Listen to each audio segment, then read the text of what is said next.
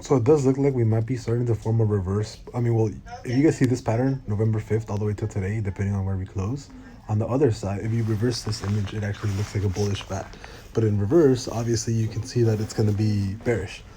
So it's when, you know, you have a day, it goes down a little bit, goes up, goes back down, and then goes up again slightly, and it hits this former 42.35 level.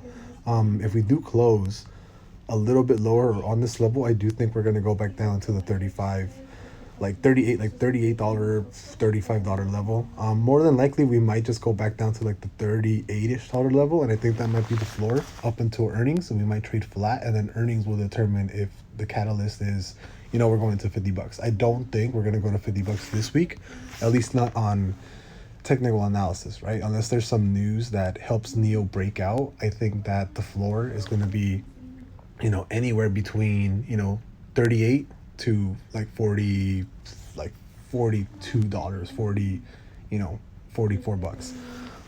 I know it's still when it's Wednesday, so I mean, anything can happen, but I do think that tomorrow, Thursday, there's going to be a sell-off on NIO. I don't think we're going to shoot up unless there's some, like I said, unless there's some sort of crazy news that helps it, you know, kind of helps it as a catalyst to move to the next level, right? I do think the next level will be 50 bucks.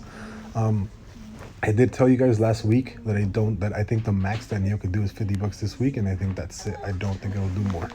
Bye.